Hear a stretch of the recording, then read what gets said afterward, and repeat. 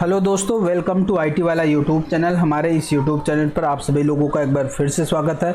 अगर आप चैनल पर नए हैं तो चैनल को सब्सक्राइब जरूर कर लें। टेक्नोलॉजी से रिलेटेड वीडियोस मैं ऐसे अपने चैनल पर लाता रहता हूं। दोस्तों, अभी मैंने लास्ट जो 3-4 वीडियो अपलोड हुए हैं उसमें हमने कंप्यूटर इकोसिस्टम के बारे में समझा है कि कंप्यूटर इकोसिस्टम होते क्या हैं, उसके कंपोनेंट्स के बारे में समझा है। तो सारी चीज़ हमने डिटेल में समझा है। यदि आप कंप्यूटर इकोसिस्टम के बारे में जानना या समझना चाहते हैं तो आप हमारी पहले जो ऑलरेडी अपलोडेड 4 वीडियोज़ है उस वीडियो को आप देख सकते हैं। उसके माध्यम से आपको बहुत सारी जानकारी मिलेगी। Discuss about the Linux and RHEL। Linux का जो रेड हैट एंटरप्राइज लिनक्स है उसके बारे में हम डिस्कस करेंगे। Cover introduction to the Linux. Linux का जो इंट्रोडक्शन है उसको भी हम कवर करेंगे। अब इसमें लिनक्स में दोस्तों हम बात करें, यूनिक्स हो गया, लिनक्स हो गया, ओपन सोर्स हो गया, लिनक्स डिस्ट्रीब्यूशन हो गया, फ्लेवर ऑफ लिनक्स हो गया, इन सब सारी चीज़ों के बारे में हम डिटेल में समझेंगे। और दोस्तों नेक्स्ट हम बात कर लेते हैं इंटरव्यू क्वेश्चन कि यदि आप ये वीडियो इन तक देखते हैं तो आपको क्या क्या चीज़ें समझ में आपको आ जाएगा। व्हाट इज सेल, सेल क्या होता है, व्हाट इज कर्नल, कर्नल क्या होता है, name of the flavour of Linux, Linux के सब फ्लेवर्स का नाम आपको पता चल जाए। What do you understand by open source, open source क्या होता है लिनक्स के अंदर। ये बहुत इंपॉर्टेंट चीज़ है, लिनक्स का बेसिक पार्ट है जिसमें आप ये समझोगे कि सेल क्या होता है, कर्नल क्या होता है, लिनक्स के फ्लेवर क्या होते हैं और ओपन सोर्स क्या होता है। तो ये वीडियो आप लास्ट तक जरूर देखिए, वीडियो के माध्यम से आपको बहुत सारी जानकारी मिलेगी। तो दोस्तों हम बात कर लेते हैं फर्स्ट यूनिक्स ऑपरेटिंग सिस्टम के बारे में कि यूनिक्स ऑपरेटिंग सिस्टम क्या है। Started in mid 1960 as a joint project of MIT, Bell Labs and General Electronics, develop in 1970 at Bell Labs research center by the Ken Thompson and Daniel Rittig, written in C and assembly language, designed as the portable, multitasking and multi-user. In 1975 the first source license of Unix was sold of University of Illinois. Okay, so basically क्या है, Unix एक operating system है जो first time develop किया गया 1917 में। Okay, और ये डेवलप हुआ था केन टॉम्पसन एंड डेनिस रिट्ची ने मिल करके इस सॉफ्टवेयर को डेवलप किया था। और ये डेवलप हुआ था C लैंग्वेज का यूज़ करके इस यूनिक्स ऑपरेटिंग सिस्टम को डेवलप किया गया था।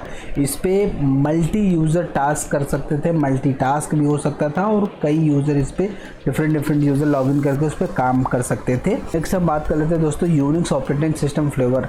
यूनिक्स के ऑपरेटिंग सिस्टम के कौन कौन से फ्लेवर्स हैं।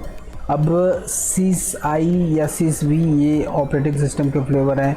सोलोरियस, AIX, SCO, FreeBSD, HP UX, Mac OS and server. ये जितने भी कंपनियां हैं ये सारी कंपनियां को अलग अलग सॉफ्टवेयर है। अब जैसे हम बात कर लेते हैं दोस्तों कि AT&T, Bell Labs, American Telephone and Telegraph, OSIS उसका जो ऑपरेटिंग सिस्टम था OSIS III SysV के नाम से था। SUN माइक्रो सिस्टम या ओरेकल का सोलारियो था। IBM का AIX था। SCO का Santa Cruz operations SCO Unix करके था। BSD का ब्लैकरे सॉफ्टवेयर डिस्ट्रीब्यूशन FreeBSD था। HP का हाइलेट पैकार्ड HP UX था। एप्पल कंप्यूटर का Mac OS X सर्वर था। ओके, यूनिक्स के जो ऑपरेटिंग सिस्टम अलग अलग फ्लेवर हैं वो कुछ इस हैं, जो ये वेंडर हैं वो वेंडर अलग अलग इस टाइप के सॉफ्टवेयर यूज़ करते थे। तो what is the Linux, Linux क्या है उसके बारे में समझ लेते हैं। Linux is a Unix like a computer OS developed by the Linus Torvalds in 1991. Source model can be open source or proprietary, available for mobile device, desktop server, many frames, and 35% of internet server and 99% of supercomputer are powered by Linux operating system. Okay दोस्तों, Linux क्यों इतना important है आप इस बात को पहले समझिए कि लिनक्स एक ऑपरेटिंग सिस्टम है। जिस तरीके से आप अपने विंडोज़ सिस्टम यूज कर सकते हो, विंडोज़ में लाइक हम बात करें विंडोज़ 8 है, विंडोज़ 7 है, विंडोज़ 10 है, अभी करंट मार्केट में विंडोज़ 11 चल रहा है। जिस तरीके से विंडोज़ का ऑपरेटिंग सिस्टम होता है जिससे ऑपरेटिंग सिस्टम इंस्टॉल करने के बाद आप अपने लैपटॉप को यूज़ कर पाते हो, उसमें जो भी आप एक्टिविटी करना चाहते हो आप कर पाते हो। सेम एज ऐसे ही लिनक्स एक तरीके का ऑपरेटिंग सिस्टम है जो कंप्यूटर में इंस्टॉल किया जाता है। ये डेवलप हुआ था लिनियस टॉरवल्ड्स के द्वारा 1981 में और ये ओपन सोर्स है। सबसे अच्छी बात है कि ये ओपन सोर्स है। ओपन सोर्स क्या होता है इसके बारे में हम डिटेल में बात करेंगे। जस्ट फॉर इन्फॉर्मेशन कि ये ओपन सोर्स सॉफ्टवेयर है, ये कोई भी डाउनलोड कर सकता है और इसका जो यूज़ होता है वो मोबाइल में भी यूज़ होता है, एंड डेस्कटॉप में भी यूज होता है, सर्वर में यूज होता है, सुपर कंप्यूटर जहाँ पे क्रिएट होते हैं वहाँ पे भी लिनक्स का यूज किया जाता है। अभी करंट की हम बात कर लेते हैं दोस्तों, 35% of internet server and 99% of super computer are powered by Linux operating system.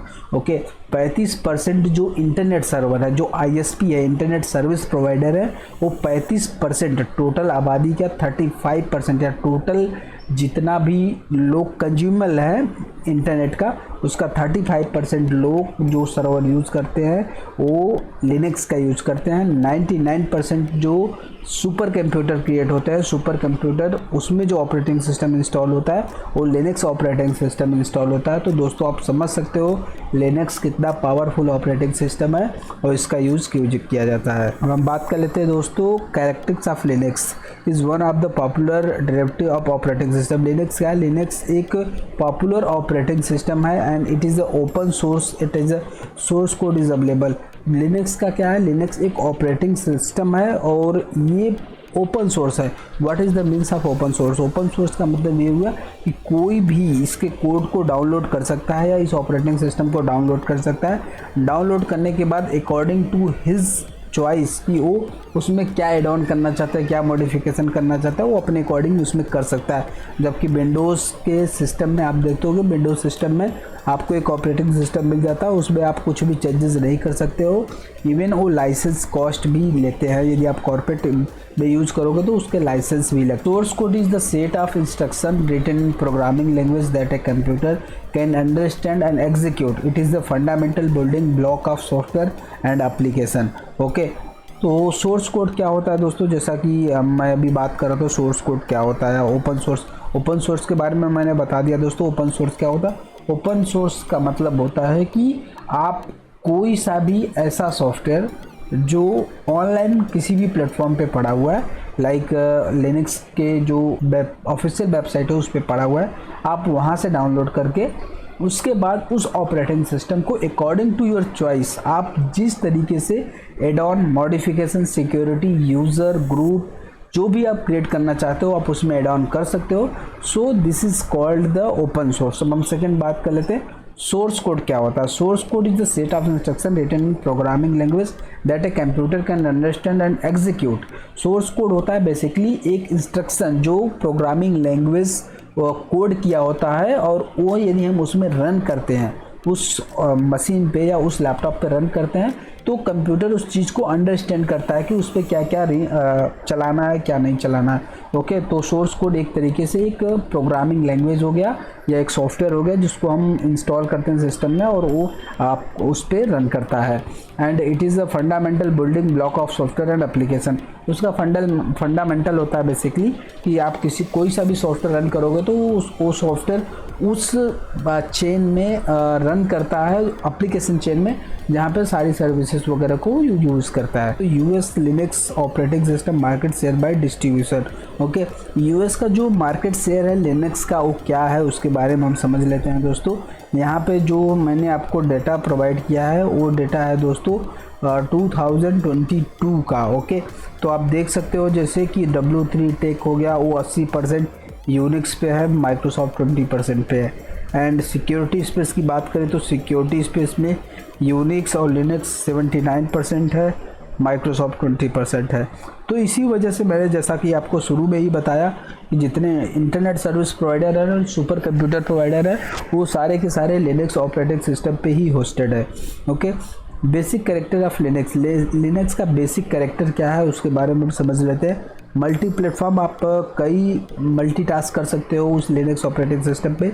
Open source है, ओपन सोर्स का मतलब आपका जो कोड है वो फ्री मिलेगा, किसी भी टाइप का कोई भी चार्ज आपको नहीं पे करना पड़ेगा। हायरार्किकल फाइल सिस्टम, उसका फाइल सिस्टम हायरार्किकल है, उसमें आपको हर फाइल सिस्टम की हायरार्की को समझना पड़ेगा कि किस हायरार्की का क्या मतलब होता है, वो जानना बहुत इंपॉर्टेंट होता है। मल्टी प्रोग्रामिंग, आप कई प्रोग्राम भी कर सकते हो, डिफरेंट सर्विसेज रन कर सकते हो। मल्टी यूज़र का मतलब एक ही सिस्टम के अंदर आप मल्टीपल यूज़र क्रिएट कर सकते हो, यूज़र डिलीट कर सकते हो, यूज़र को परमिशन दे सकते हो, जो भी मॉडिफिकेशन यदि आपको करना है तो वो भी आप कर सकते हो। And next one is the security. Linux एक ऑलरेडी सिक्योर ऑपरेटिंग सिस्टम है, उसके अलावा यदि आप कुछ और एड ऑन करते हो सिक्योरिटी में तो वो भी आप अपने अकॉर्डिंग मॉडिफिकेशन वगैरह भी कर सकते हो। Window also support multi local user accounts but only user can be logged at one. Basically जैसा कि मैं दोस्तों अभी आप लोगों को बताया कि लिनक्स ऑपरेटिंग सिस्टम के अंदर भी आप मल्टीपल यूजर क्रिएट कर सकते हो। मल्टीपल यूजर पे आप डिफरेंट सर्विसेज को भी रन कर सकते हो। डिफरेंट सर्विसेज यदि रन कर रही है तो आप सेम टाइम पे दूसरा यूजर एक सर्वर से डिफरेंट प्रोफाइल यदि क्रिएटेड है तो लॉगिन करके काम कर सकते हैं। या फिर एक सिस्टम में दो प्रोफाइल लॉगिन है, दोनों प्रोफाइल यदि किसी नेटवर्क पे या किसी भी अदर सिस्टम पे कनेक्टेड है, शेयर्ड है, तो आप लॉगिन करके यूज कर सकते हो। जबकि हम बात करें दोस्तों विंडोज़ ऑपरेटिंग सिस्टम में, तो विंडोज़ ऑपरेटिंग सिस्टम में भी आपको सेम फीचर मिलेगा। लाइक आप यूजर क्रिएट कर सकते हो, मल्टीपल यूजर क्रिएट कर सकते हो, किस यूजर को क्या राइट्स देना है वो भी आप उसमें एड ऑन कर सकते हो। और उसके बाद हम बात कर लेते हैं दोस्तों कि इसमें एक प्रॉब्लम है दोस्तों कि आपको जो यहाँ पे यूज़र होगा विंडोज़ में, उस यूज़र को वन टाइम पे ही लॉगिन होगा। यदि आप जैसे फॉर एग्जांपल एक कोई आपने यूज़र क्रिएट किया, उस यूज़र का नाम है रमेश, ये रमेश नाम के यूज़र से आपका सिस्टम लॉगिन है। यदि आप चाह रहे हो कि दूसरा कोई यूज़र और एक क्रिएटेड है मोहित, तो ये सेम टाइम पे ही रमेश और मोहित दोनों लॉगिन कर लें तो ये पॉसिबल नहीं है। विंडोज़ ऑपरेटिंग सिस्टम में वन टाइम पे एक ही यूज़र लॉगिन कर पाएगा। यदि रमेश काम कर रहा तो रमेश के ही प्रोफाइल पे लॉगिन होगा। यदि कोई और प्रोफाइल जो भी आपने क्रिएट किया है यदि उससे आप लॉगिन करोगे तो रमेश का ऑलरेडी प्रोफाइल लॉग आउट हो जाएगा। तो एक टाइम पे बेसिकली एक ही प्रोफाइल लॉगिन होगा जिस पे वो काम कर सकते हैं। ये विंडोज़ ऑपरेटिंग सिस्टम का फीचर है, जबकि लिनक्स में ऐसा नहीं होता है। Next one is the architecture of the Linux. Linux का आर्किटेक्चर के बारे में समझते हार्डवेयर लेयर पे। फर्स्ट हम बात कर लेते हैं हार्डवेयर लेयर पे। हार्डवेयर लेयर पे क्या क्या चीज़ें। Hardware consist of all peripheral devices, RAM, hard disk, CPU, ETC। जितने भी हार्डवेयर कंपोनेंट हमारा लगता है विंडोज़ ऑपरेटिंग सिस्टम के अंदर या किसी अदर ऑपरेटिंग सिस्टम के अंदर सेम हार्डवेयर कॉन्फ़िगरेशन होता है। तो सेकंड हम बात कर लेते हैं दोस्तों kernel. What is the kernel? Kernel क्या होता है? ये बहुत इंपॉर्टेंट क्वेश्चन है, इंटरव्यू वगैरह में पूछा जाता है, तो मेक श्योर आप इसको याद कर लीजिए।